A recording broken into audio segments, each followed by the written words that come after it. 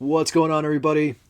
I hope that you are all excited to bring in a new series on this channel. This is something that I'm going to be doing every now and again on the channel called Mangaka Spotlight. The point of these videos is to talk about every series that is available in English that a creator has made. I was originally going to open this series with Junji Ito, but I have not yet read everything that Junji Ito has done. And the point of these videos is that I have read at least the first volume or something of every series that a creator has in English. And for Tatsuki Fujimoto, I have at this point read everything that he's written that is in English. I also have buddy stories, but that's his concept, based on Chainsaw Man, but he did not write buddy stories. So for the purpose of this video, I'm still going to bring up buddy stories. I'm going to show you my copy of it because I want this to be as complete as possible. Just going over everything that's by Tatsuki Fujimoto. At the end of it, I'm going to rank my favorite to least favorite of his works, and we're going to go through this chronologically from Fire Punch all the way down to buddy stories. I hope that you're excited to do this because I'm super excited. I'm pumped. I've been wanting to do this video for a while. I don't got much else to fill this video up at the beginning with, so let's just jump right into it. I hope to knock out a good one. Let's do it. Right off the bat, we're going to open this with Fire Punch. So Fire Punch was originally released on January 16th of 2018, and I didn't get into it at that point. I got into it in around 2020. So I was actually reading this series when I had COVID pretty bad, and I just remember reading the first part of it, the first chapter of it, and thinking damn dude, this is really brutal. This is super depressing. I mean, it was a gut punch, if you'll pardon the pun, but there's something really just amazing and gorgeous about Fire Punch, despite it being such a miserable, hellish, and dark story. And if you haven't read Fire Punch, if you don't know anything about Fire Punch, it's this world that's essentially like a frozen tundra that was frozen over by this being called, if I'm not mistaken, I think it was the Ice Witch. I've done 2 videos about this, so you'd think I'd know what the series was about. It's honestly, I talked about this in a video that I did recently. I did a video with a friend of mine named Nerdcore, and I'll link it below if you want to check it out. Me and him had a chat the other day, and it was a lot of fun. And we talked about Tatsuki Fujimoto. And just heads up, there's some spoilers for Chainsaw Man in there, but we did have a little conversation about just Tatsuki Fujimoto, and I'll show you a snippet of it. That's brutal as well because the dude has this since you've read Fire Punch, you see it, as well. From Fire Punch, Chainsaw Man, all these other things that he's done. The man can just fuck with your emotions like nobody's business. Bro, dude. That dude will just annihilate you. She was fucked up when let me say something real quick. Nick said, "How do you put emotion into a chainsaw?" You just gotta read it, bro. I'm telling you. Mm-hmm. Samantha, when Aki and So I don't know everything there is to know about Tatsuki Fujimoto's work. I don't know everything there is to know about Fire Punch, but I do know that I've read, for the most part, everything that he's done that is currently available in English. And Fire Punch is one of those things that I read. This is 8 volumes deep, but this is one of those things that I read that, for the most part, has just had a lasting impression on me. And anytime I recommend stories to anyone, I always have this in the back of my mind. I love Chainsaw Man. I think Chainsaw Man is one of the greatest stories I've ever read. But Fire Punch is 8 volumes, and it honestly will subvert every expectation you have going in. And I know it did that for me. Reading this thing, the first chapter was just so absolutely ruthless and did not give the slightest hell, about anything, and refused to conform to anything, refused to just play nice. And you got this character who is named Agni, who I think that in Sanskrit means it means fire, and there are just a bunch of different characters in it that comprise the story. And like I said before, it's this frozen tundra, and this dude lives with his sister, and something horrible befalls them, and he ends up becoming engulfed in flames, and he has like regenerative powers, so he's essentially always on fire because of his regenerative powers. Like they're so strong, his ability to regenerate is so strong that he can't like heal himself, but his body's just constantly trying to heal itself. So he's essentially always on fire because he's burned with these flames that essentially will never extinguish. Like the flames that he is burned with in the series are flames that won't extinguish at all until the host is dead.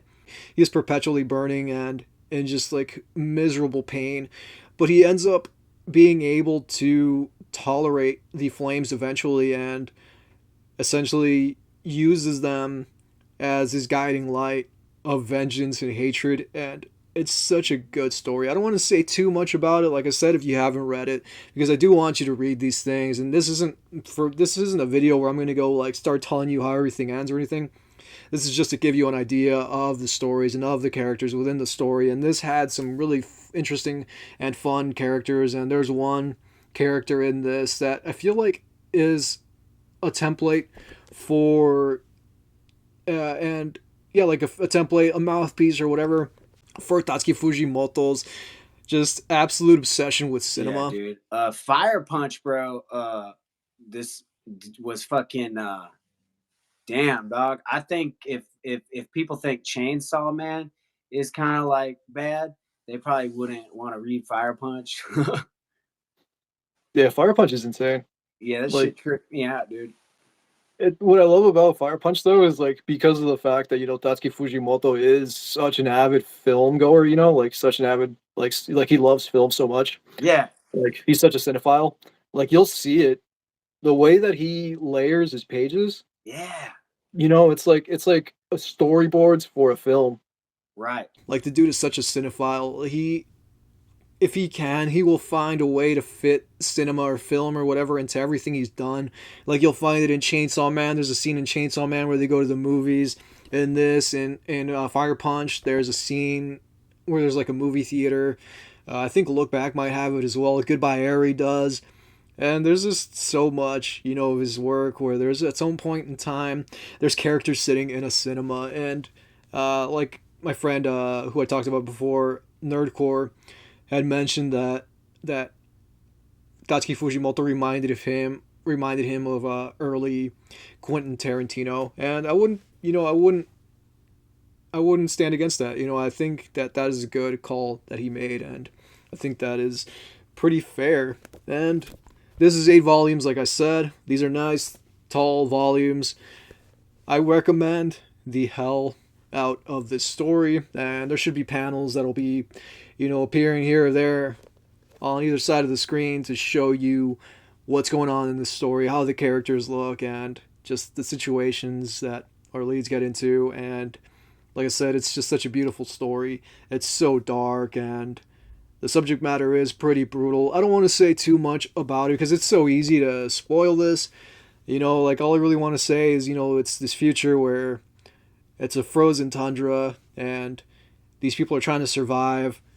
You can end up getting kidnapped. If you fall into the wrong hands, you'll get kidnapped and you'll be used as like kindling for this city's electrical grid or whatever. And the way in which they do it is so vicious, so brutal, and just disgusting, and it's so inhumane. And it kind of like makes sense. Tatsuki Fujimoto has this way of making that sort of thing make sense. And for it being his first published work in English, it honestly absolutely hit it out of the park. And with the success of Fire Punch, he was able to do Chainsaw Man. So let's jump right into that one. Chainsaw Man Volume 1 was released on October 6th of 2020, which is possibly the worst year of a lot of people's lives, mine included. So Chainsaw Man is a story that I knew about before I ever picked up the first volume. I'd seen YouTubers talking about it, and this is before I ever started my What own is channel. going on? I am Oscar, and this is a video that I wanted to do to show off the vinyl. I think I started this channel in like 2021 because this channel is like 2 years old. It's like 2 years and like 2 months old at this point. And I remember seeing YouTubers talking about it before there was ever a first volume of it. And they mentioned, there's this guy with a chainsaw on his head, and it was such like an absurd idea, and they said it was really good and it was worth checking out. So when I saw that the pre-order went live for Chainsaw Man, I was just like, all right, I got to check this thing out. So I ordered it, and I waited, months for it to finally come out. The day it came out, I opened it up. Same day that I opened the first volume of Chainsaw Man, I just absolutely devoured it. And like as soon as I finished reading it, like as soon as I finished reading Chainsaw Man, that first volume, dude, I jumped right on the Viz Shonen Jump app and just consumed everything just back to back that was available at the time because it wasn't over yet. I forgot what chapter it was up to when the first volume dropped. I think the final chapter of part 1 for Chainsaw Man was chapter like 97, if I'm not mistaken, was the last chapter of part 1. But this is one of those series, dude, that like I picked it up and just fell completely in love. And it was through reading this that I heard about Fire Punch, and I can't remember how it was that I came across Fire Punch, if it was like recommended to me by somebody because I was reading Chainsaw Man, or if I just like randomly found it on the Viz app or what. I can't remember what it was exactly, or if I just found it on Amazon because I'd ordered it through Amazon, my Chainsaw Man volume, and that's how I ended up getting into Fire Punch, and I ended up reading Fire Punch, and just, I kept buying volume after volume. I would read a volume of Fire Punch and then just get onto the next volume.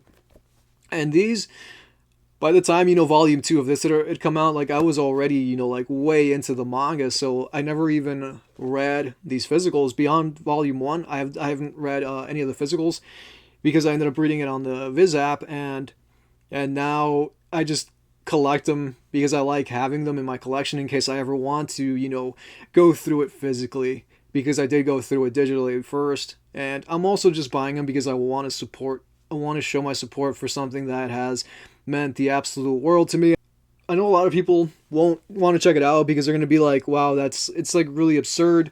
The idea of it is super absurd. It's a dude with a chainsaw, for a head. I was gonna say, but if you think like that's like tip of the fucking iceberg, God, like, dude. that's not even the worst that's gonna happen yet. I need Like to it, read it. Bro, he fucks you up, dude. it does. That's what I tell people, bro. Like, cause it is like on the surface, it is like super juvenile. Like it's this dude who has like a literal chainsaw for a head. Yeah. But like once you look beyond that, like the character is like a total doofus. He's like a young kid. He's I think like 17 or something like that. Yeah. Obsessed with boobs, wants to have sex, and like that's what you're going into it with. Is this young kid. But then like when the other characters come into play, like when Aki comes into play, Power, Makima, all these other characters, Himeno, when all these other characters come into play, they're the ones that ground it. Like Aki grounds it, and like Makima grounds it. And like there's all these power plays going on, and Denji's just like, I want to touch some boobs. You know what I mean? Yeah, dude, just it's fucking like funny. But there is so much more going on. There is so much minute detail, and the one thing that comes to mind is Fry in Futurama. So Denji is essentially Fry from Futurama, and there's this episode of Futurama that I think kind of summarizes Chainsaw Man. There's this episode where it's like one of those like what if episodes, like Simpsons used to do those, like when they do like the Treehouse of Horrors or whatever. Futurama did one where Leela essentially starts killing everybody, at the Planet Express. She starts murdering all the people that work there, and Fry ends up being like the last one. I think it's like Fry and Bender or something are like the last ones that haven't been killed. I can't remember who it was or what was the whole thing, or it was Zoidberg or something. And Fry ends up being the last one because he's too dumb to get what's going on. He ends up being the last one alive. And instead of, killing him too, Leela just has sex with him. And it kind of reminded me of Denji because that's Denji's whole thing in the story in Chainsaw Man, is that he wants to touch boobs and he wants to have sex. But at the same time, there's like so much going on, and there's just like so much world building and so many like incredible characters, and it carries one hell of an emotional toll. And it's the same deal with Fire Punch. Fire Punch is the same thing, dude. It carries just like this heavy emotional toll because you end up caring about these characters, and then Agony in Fire Punch does these things that you're just like, Jesus Christ, dude. And in this, it's not Denji that's doing the things that make you go like, wow, dude, I can't believe you just did that. There is just so much going on if you read, beyond it, the surface level of it being a dude with a chainsaw on his head.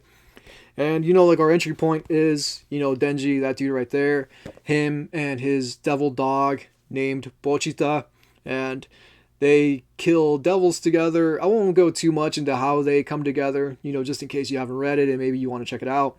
But they hunt devils together, and they end up, something happens where Bochita and Denji end up, becoming one, and Denji is able to essentially summon Bochita's chainsaw as a part of himself.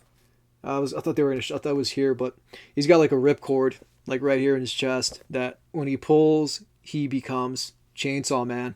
And the beauty of the story, lies within the context beyond this dude who has like such basic ambitions. And I kind of love, that his ambitions aren't that I want to save the world, I want to, catch up to my senpai, I don't want to do the shonen trope thing that every other shonen every other shonen protagonist wants to do.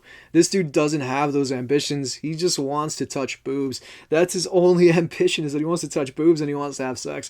And it's so dumb, dude, but it's wrapped up so well, because not every story can pull off that just absolute insanity. And this story is absolutely bonkers. What I loved is, I'd started talking about this before, and I don't remember if I covered it completely or not, but Tatsuki Fujimoto had done Fire Punch, and right after he did Fire Punch, they were going to give him, a chance to do a new story. They wanted him to do another story for them because I guess Fire Punch did really well. This is what I heard. If it's incorrect, please correct me in the comments. Tell me what the actual story is.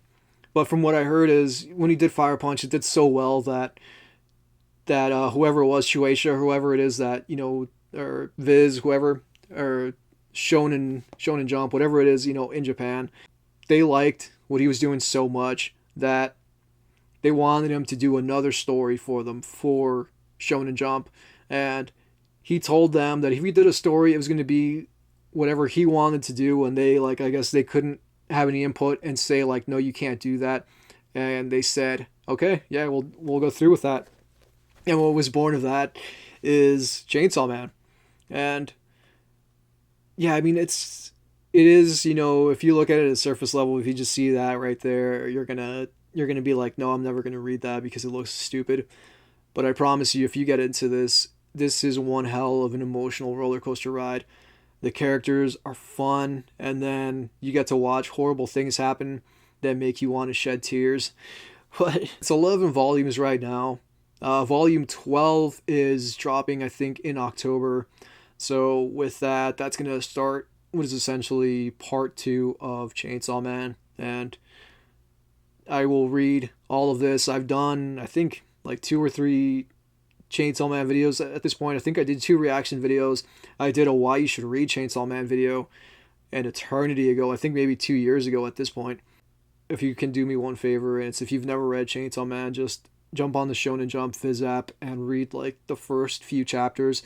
And if you don't like it, that's cool. I understand completely, but at least give it a shot before you completely write it off. Look Back was released on September 20th, 2022. This is when the physical was released, not the one-shot. I'm going, just so we're clear here, I don't know if I mentioned this before, but we're going by release date of the physical volumes, not release date, of the chapters, within each thing. And yeah, this is a one-shot, so it's a single volume. I loved this thing so much, dude, that like I'm pretty sure I read it in one sitting when it first came out. Like I read it on the Viz Shonen Jump app, and like I said, I just read it in one sitting, dude, because I couldn't stop reading it. And it's like 100 and something pages. It's like 120 pages. It doesn't even say. I just fell so madly in love with the characters of the story and with the way the world was set up. We got two characters whose names I cannot fully remember because it's been a while since I read this story, but there's a part of it that, man, I don't know if I should tell you or not. I'll bring it up lightly. Uh, there's this attack that happened in Japan a while back that was really tragic, and if you want to look into it yourself, you can. I'm not going to go too far into it. But a lot of people were hurt at this really prominent studio in Japan. It was just one of the most awful things ever, and there's a part of the story that kind of reflects, on what happened.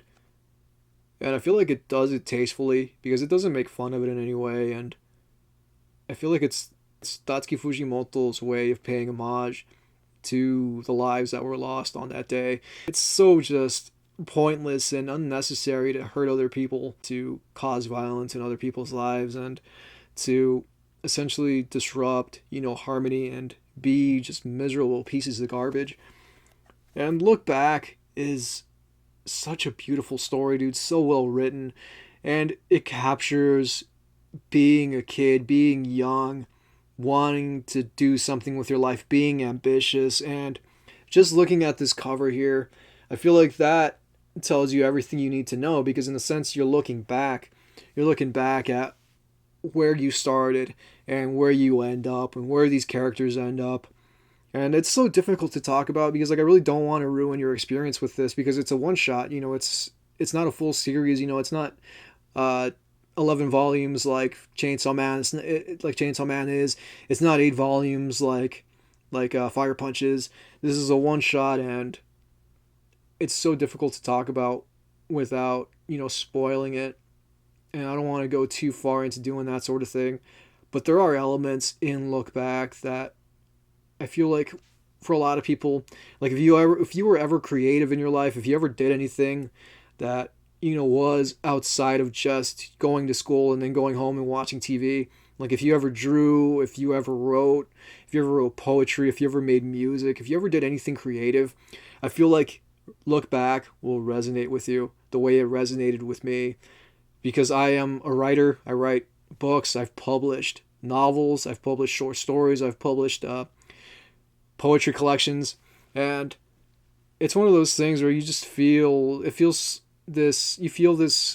essentially weight is lifted off your shoulders every time that you create something, every time you put something out into the world. Even with these videos, like I take the time and effort to sit here and edit these videos and cut out what I don't like, and sometimes I'll have like a 40-minute video that I'll cut down to like 20 minutes because I just cut so much fat, and I cut what doesn't work, and I make it and I condense it to the point where I feel like this is a good video now. I think people will like this. I feel like it works. I feel like I got a point across. And there's just something really beautiful to me about being able to connect with others, about being able to create something that other people will cherish. And not only did Tatsuki Fujimoto create a story that I personally cherish, that I think a lot of other people also cherish, the characters within this hold on to things. They hold ideas dear. They chase their dreams. They achieve those dreams, and I feel like in a way this is kind of autobiographical for Tatsuki Fujimoto. And yeah, I mean, I don't want to go too much into it because I don't want to ruin your experience with this story if you haven't read it. But yeah, to me, it's that it's that nostalgia for being a kid, for growing up, for wanting to chase your dreams, and maybe you fall short of those dreams and you end up doing something else. Maybe you sell out and don't do the thing you were supposed to do, the thing that you told that 13-year-old you said you were never going to sell out, you were never going to do this, you were never going to do that, and then you grow up and you do the exact thing you said you were never going to do, you sell out. And I feel like you hold on to these just ideas of youth. You grow up and you realize it wasn't real. It was just ideas, it was dreams, and you move on with your life. And there's beautiful stories like this that I feel like speak to those emotions of being a kid, and people praising you and people praising your work. It gives you a sense of ego, it gives you a sense of joy. And I feel like if you were ever creative in your life, I think that Look Back will resonate with you. 17 through 21 was released on January 17th of 2023. 17 through 21 is something that I was really looking forward to because it was going to give us the ability, it was going to give us the chance to, look into Tatsuki Fujimoto's, essentially his beginnings. Before we ever got to know him, before we got to see and understand, the insanity of Tatsuki Fujimoto's creations. Like, everything he does is just so over the top, and even though it is, just so insane and so over the top, it somehow always manages to find a way to ground itself. Everything from Chainsaw Man to Fire Punch to Look Back to everything he's done, no matter, how over the top, no matter how rambunctious and just wild his creations are, his characters are, whatever, there's always something that grounds it. There's always some whatever thing, that brings it back to earth. Even though there's so much going on and, it becomes chaotic, there's always that one thing that makes it feel like, okay, yeah, this could be real. Even though, it's a story, it's not real. There's chainsaws in it, there's this, there's that. There's devils, that don't exist in real life. And it makes you want to take this journey. And reading 17 through 21 for me has solidified that this dude is insane. I think he's crazy in like the best possible way. Everything he does just is sprinkled with so much love, even from these early ones, from the stuff he did when he was super young. And I don't want to go into every story in this because I feel like that could end up possibly ruining your experience with it. I did a video about this. I didn't do a video about it. I think I mentioned it in another video. I think I mentioned it in one of my currently reading videos or something. But I do want to talk about a couple of the stories in this because this is a collection, I think, of like 4 stories. Yeah, this is a collection right here of 4 stories. And I'm going to tell you the names of the stories in the collection, but I'm not going to go too deep into each of the stories. But the first one is a couple clucking chickens were still kicking in the schoolyard, which is this one right here. Is the first one. I won't go into what it's about, but I will say it 100% subverted the expectations I had going into it. And it's so wild to see him doing that from such an early age, because it definitely cements that it's a staple of his to do that, to just completely subvert your expectations. And he's been doing it for such a long time and he's still really young. I mean, he might not even, I don't even think that dude's even 30 yet. He might even be like 28, 29 or something like that. Like, yeah, or unless he is 30 now. But when he was doing like Fire Punch, I think he was in like his like early 20s or mid 20s or whatever. And I also love that the man has had like some really solid creators, be assistants for him. Like Yukinobu Tatsu, who does one of my favorite series ever, Dan to Dan. Like, I love Dan to Dan. I have a poster behind me of 3 characters from Dan to Dan. I've done, I think, like 2 videos at this point on Dan to Dan. And Yuji Kaku was also an assistant for Tatsuki Fujimoto. And Yuji Kaku is the dude who did Hell's Paradise. And then he also did the ill-fated Ayashimon, which is a shame because I wish Ayashimon would have had more of a chance to breathe and had a chance to, exist and to go on much longer than it did, because it's only going to be like 3 volumes, and right now the first 2 volumes are out. Sasaki Stopped a Bullet, which is a little more fantastical, and it's a lot of fun. There's a scene in Sasaki Stopped a Bullet that reminded me of Man Bites Dog, and I'll show you on one side Man Bites Dog, and on the other side Sasaki Stops a Bullet, because that to me like brings back the whole thing, like I said, about Tatsuki Fujimoto being just like this huge cinephile. And Love is Blind was probably my favorite in the collection because it reminded me of Kaguya-sama Love is War, and if you read it for yourself you'll see why. And it's so insane because it's just like an escalation of things. Love is Blind, there's just like these things that keep escalating, and I won't go too much into like how it keeps escalating, but it's just hilarious because like each time it escalates, it's like this insane event that it escalates to. And it was just so much fun to read, and it legitimately to me felt like an episode of Kaguya-sama Love is War, because I've never read the manga, though I am reading Oshinoko, which I think he writes. I mean, he draws it. I don't think he writes it, but maybe he does. I think it's another creator that draws it or he writes it. I don't know how that whole situation is, but yeah, I love Kaguya-sama Love is War, and yeah, I'll consume I'll consume the manga at some point for that. And the last one in this collection was Shikaku, which is about a girl that is an assassin. That one was a little more weird. Wasn't the biggest fan of that story. I mean, it's not terrible. It was just kind of weird, which I mean makes sense, given who this dude is. And yeah, I mean, I would definitely recommend this. I would recommend literally anything this guy's done. But it depends more on like what you're in the mood for. Like, do you feel like reading 11 volumes of Chainsaw Man? Do you feel like reading 8 volumes of Fire Punch?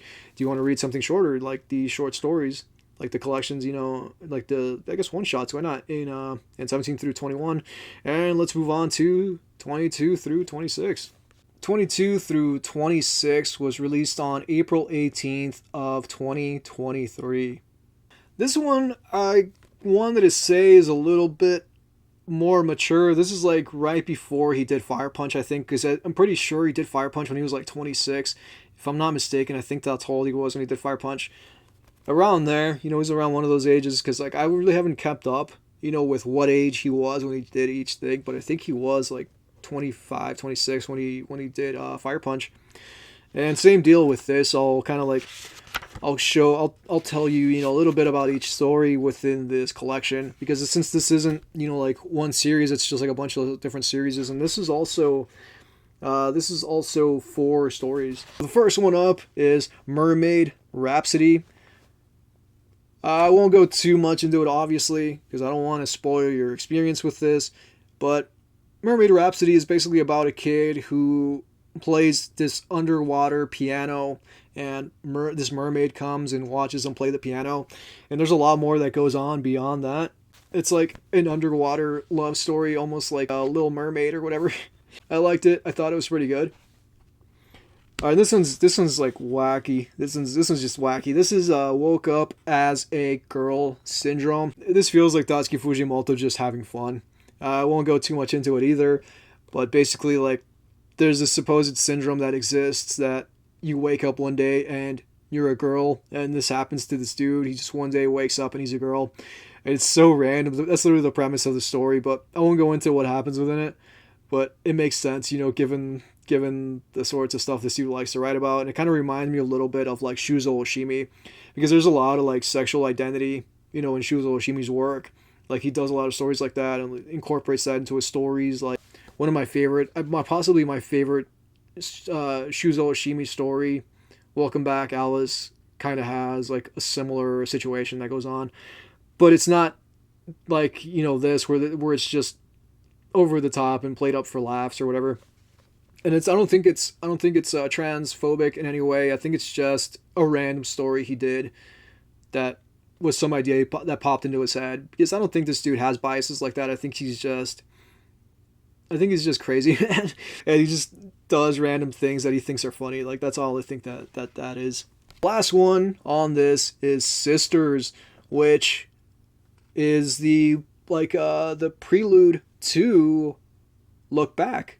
Believe it or not, I think he even says that at the end of this volume. He says that Sisters is what ended up inspiring Look Back. So I don't want to say too much, because like I said before with Look Back, I didn't want to say too much about the actual story. Instead, I talked about the feelings that Look Back evokes or whatever, because like I don't want to spoil anybody's experience with any of the things that I talk about, but I do want to talk about them, and it's kind of tough because I don't know how much to say, how much not to say, to give you an idea of what you're getting into without spoiling, what you're going to get yourself into. But I liked Sisters. I thought Sisters was good. My favorite in this, that's a good question.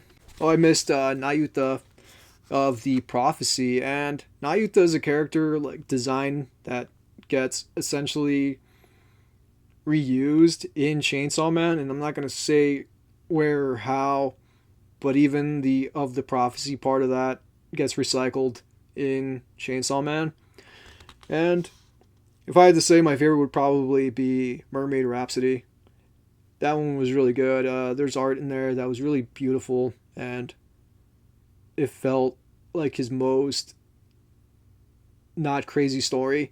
It felt like his most his most just not over the top story, and it was really beautifully done. And I think he did it because one of his editors or something had said, like, you're incapable of doing a story that isn't just over the top. So he wrote Mermaid Rhapsody to be like, yeah, I can do a story that isn't completely over the top. Yeah, dude, I would recommend this 100%. You know, like I said, I would recommend anything this guy's done. But I would honestly just read 17 through 21 first and then read this if you're more interested in reading like short stories and stuff like that. It was inevitable that this would be a big video, but we're almost done. This is Goodbye Eri, which I just finished reading. I'm actually going to be doing a Let's Talk about this series, so there will be panels and whatnot when I do that. And this is going to be kind of like surface level, whereas that's going to be a little bit more detailed. It's not going to be spoilers out the wazoo, but it is going to be a lot more detailed and whatnot. Goodbye Eri will absolutely destroy you. If you've read Goodnight Boon Boon, and if it just absolutely crushed you, I think Goodbye Eri will crush you as well, though I don't think it's going to crush you in the same way that Goodnight Boon Boon did. This is a beautiful story, dude. There's so many things I want to say, but I kind of want to save them for that video. So what I will say is that this is a story that follows a kid whose mom passed away from cancer, and before she died, she wanted him to film like her every move so that he would essentially have something to remember his mom by. And he makes this film that he presents for his school, and there's this scene in the film that he makes for the school that when you see it, you're like, yeah, that makes sense. It makes sense that Tatsuki Fujimoto would do this. And I know I've said that a lot in this video, and I'm sorry, like, if that's getting on your nerves or whatever. But it's like, how else do you talk about this dude without saying, yeah, of course, Tatsuki Fujimoto would do this? Like, there's no way in hell, dude, of talking about this guy without saying that. Because it's like Tarantino, like, bringing back to Tarantino thing. Like, with the sucking toes and whatnot. This dude has trademark Tatsuki Fujimoto-isms, where you're just like, yeah, it makes sense that he would do that. And there's things in Goodbye Eri that makes sense, where you're just like, yeah, it makes sense that he would do that. This is an absolute beautiful story. I would honestly go as far as to say that this is Tatsuki Fujimoto's masterwork. I would go as far as to say that. And I'll probably say it again when I do my Goodbye Eri video. I'll probably say it again. There's something that's referenced later, and it worked so damn well. And it reminded me of, like, Inglourious Bastards, where, like, there's this thing that happens in Inglourious Bastards, and then at the end of Inglourious Bastards, Aldo Rain says, like, this is my masterpiece or whatever. And, like, that's what it reminded me of. That's what this story reminded me of. It reminded me of that, and it was so well done, dude. To be able to do a thing, right? Like, to me, it's like you have this minute thing that happens, and then, like, you forget that it ever happened, right? As the person reading the book, or as the audience member watching the film, whatever, you forget that thing happened. And then the creator brings that thing back. It brings it back in such a spectacular way that you're just, like, floored. And you're just like, wow, dude, that makes so much sense. It works. It feels so right. And that's what he does in Goodbye Eri, dude. And I loved this story. I loved Eri. I think Eri's a great character. I think Yuta, who is the dude who's filming everything, I think he is a great character. The dude's dad, because we meet his dad, and there's so much going on, and it's such a beautifully made story, and I love the ability that Tatsuki Fujimoto has to just fuse these ideas that shouldn't work, because there's so much just super childish stuff going on, and like almost all of his stories, there's always like this part that's super childish, and it's so dumb, but then he grounds it. Like I said before, you know, he has this ability to just ground stories and make it work and make it make sense. And he can have a character that wants to touch boobs while at the same time there's like so much more going on, and it's so well done and articulated, and it feels like this dude is like 10 steps ahead of like every reader, and just going so far out of his way to craft just beautifully articulate stories. And I'm sure there's people watching this that maybe disagree with me, that don't think that he's that good. They may think that he's overrated or whatever, and that's fine. You know, I mean, you're welcome to that. You're welcome to that opinion. And I'm not, you know, sitting here trying to say all these super kind things, and, you know, like I'm a Tatsuki Fujimoto super fan, because I like a lot of stories. I've read a lot of media. I've consumed a lot of films. I've watched a lot of films in my day. I've read a lot of books, like legit books with with words and not just drawings and whatnot. I've read a lot of manga. I have a ton of manga. And when I say that, like, I have a deep love and appreciation for this dude, it's for, you know, his ability to mash all of these things together, and not just because, you know, I'm like some fanboy or whatever. I like to look at things objectively, and if there were things that to me didn't work, I would 100% say this doesn't work. If you've watched enough of my videos, you know that I have no qualms about saying this doesn't work or that doesn't work. But Goodbye Eri just works, dude. It works to me, and I think it is a phenomenal story, and I would recommend it. Without, you know, going heavy into spoilers and without, you know, ruining your experience with it, I highly recommend it because there is a poetry to the way that this story is told, and by the end of it, you're just left, like, floored, and there's just this moment of silence where you think, damn, dude, that really was a masterpiece. All right, Buddy Stories. This just came out. This came out July 25th of 2023. I haven't read it. I have not read this, so I can't give you my 2 cents on it. All I know is that it's like, I guess, stories about characters within the universe, and you follow them on adventures. I'm going to read it. This was written by somebody else. This wasn't written by Tatsuki Fujimoto. This was written by Sasaku Hishikawa, who I've never read anything by. I don't know if they're just like a writer for hire. You know, like some people are just like essentially like that. You know, like ghostwriters or writers for hire or whatever, that don't actually have like any published works of their own. They like kind of write other people's stories or whatever. And I don't know if this is a person that's one of those kinds of writers. If they are, if you do know that, please let me know in the comments. I'm gonna look forward to reading it. I just wanted to feature it because, you know, it was based on, you know, the idea of Chainsaw Man by Tatsuki Fujimoto. And I remember hearing about this years ago. I remember somebody told me like that this had come out in Japanese, and they were excited for it to eventually come out in English because the guy had the Japanese version of it. And I remember he said he couldn't read it, but he was just excited to have it because, you know, he's a Chainsaw Man fan. Alright, so now comes the part where we rank these. As if this video wasn't long enough, let's rank these series from what I think is the best to least best. Though I think all of it's good, and I think you should read all of it if you get the chance. If you want to, if you don't want to, that is fine too. Let's see if I can't put these in an order that I think makes the most sense for somebody to consume what I think. Honestly, I don't know. I don't think you have to consume these in chronological order. I just wanted to do it in that order because I'm an odd person and it just made sense to me. I wanted to have some sort of order in this video to make it not just be random and not to just... I didn't want it to feel like this is something I just sat down and started recording and had no pre-thought, you know, going into it. This is definitely thought out. When I sit down and ramble, though, that's not thought out. I just kind of like say how I feel about each thing. If I had to say an order in which I think that would be... I think that's fair. Alright, so right off the bat, favorite. You should already know this because I called it a masterpiece. Goodbye Eri. This is it right at the top. My number one favorite Tatsuki Fujimoto thing. Goodbye Eri.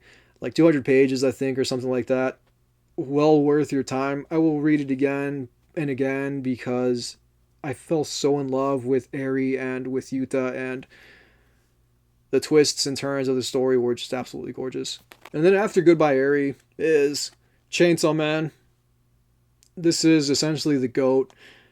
I have nothing but good things to say about this. I loved part 1. Part 2 is really good. I have volume 12 from part 2, which, yeah, is a continuation of the Chainsaw Man story. And I have it in Spanish since the English version of it isn't out yet. It won't be out until like October. But if you have the time, if you want to make the commitment to read this, you can read it on the Shonen Jump Viz app, and you don't have to spend, you know, the money to buy these. Even though I think the set's out, there's a set that has the first 11 volumes if you wanted to get into it. So yeah, so I'd say it was like number 2 on my list for what I think are, you know, Tatsuki Fujimoto's best works. After that would be Fire Punch, which is the first thing that was published of his in English. The first thing of his that was published, I think, was Love is Blind, which is the one that I compared to Kaguya-sama Love is War. I love Fire Punch. I think this is a great story. I did 2 videos about it. Like I said, you know, I did a Let's Talk About, and I did a Why You Should Read for Fire Punch. This is a great one too. This like I said, it has those feelings that evokes of like childhood, and if you had ambitions, dreams, whatever, that things that you wanted to see through, but maybe you never did. I feel like this is a good one to check out, and this is at number 4. At number 5 is 17 through 21. This one is the one that he did when he was a little younger, but I kind of liked this one a little more than I liked 22 through 26. I just felt like this had just a lot better ideas, and the stories within it are a lot of fun, like I said, and Love is Blind is in this one since it's one of the first things he did, and that's the one that, I think that was the first thing he published, and that won him an award or whatever. So yeah, this one's really good. Then at number 6 is 22 through 26. This one was good too, but I don't think it's as good as his other works. But in all honesty, I think it's up to you as the watcher of this video, as the person that will be reading these series. It's up to you to decide what you want to consume, what you think is the place where you want to start. If you have read Tatsuki Fujimoto's work, I want to know. Please let me know. What's your favorite of his stories? Let me know in the comments. What are you reading? What are you reading right now? What are you reading next? How have you been? How's your family? All the books that I talked about, every series that I talked about, and it's wild, man. One man created all of this. One dude did all of this work, and I feel like it's a beautiful thing. It just shows you how much love and dedication can be created if you sit down and just put time and effort in. Don't make up any excuses, just do it. Don't make excuses, man. Like, don't say, oh, I can't because of this, I can't because of that. If this dude in like 30 years of his life created this much different stuff, and like this one's 8 volumes, this one's 11 volumes. I'm starting to lose my voice. I'm losing my voice because I've talked for like an hour now. But I mean, if one dude was able to do all these different things, there's no reason that you can't start. There's no reason you can't do something and, make something with your life. It doesn't matter if you're in your 40s or 50s or whatever. It's not too late, dude. I mean, I started this channel when I was like 32. I started this channel when I was like 32. I'm 34 now. So, I mean, there's no excuse. You can do whatever you want. Don't let anything drag you down. Don't let anybody stop you. You are your own person. I hope you enjoyed this. This is my first episode of Mangaka Spotlight. I hope I did a good job. I don't know if I did or not. I hope I did. I mean, I'm kind of like I winged a little bit of it, but I did have, what I wanted to do with it and how I wanted to go about it set up. What I don't script is what I say. I don't script that. I just kind of sit down and start talking, but I do know what kind of like the stories I'm going to talk about and what order I'm going to talk about them in, and then it's like the little minute things within there that I don't talk about previously. But I hope that this works. If this works, I'm going to do another one about Junji Ito, and given that dude's done so much stuff, that's going to be a long video. That's probably going to be like a 2-hour video. So I hope you don't mind sitting through an even longer video for the next Mangaka Spotlight. I want to say, as always, I want to close this out by saying thank you so much for hanging out with me. You could have been doing anything else with your day, but you chose to spend it with me. If you spent the whole hour with me, it's probably not even going to be an hour after I make all my cuts, but if you spent 50 minutes or 45 minutes or whatever, however long this video ends up being with me, thank you so much. You have no idea how much it means to me. This channel has grown so much more than I could have ever imagined. We're at like 600 and something subs, and I look at that number every day and it just blows my mind. It blows my mind that people are still subbing to me, that anybody at all would sub to this thing. And that's it. That's all I have for you. I hope that you have a good day. I hope you're having a good night, whatever time it is, wherever you are in the world. I hope you're doing well. I hope everyone that you love is also doing well. Please take care of yourselves until next time that we meet.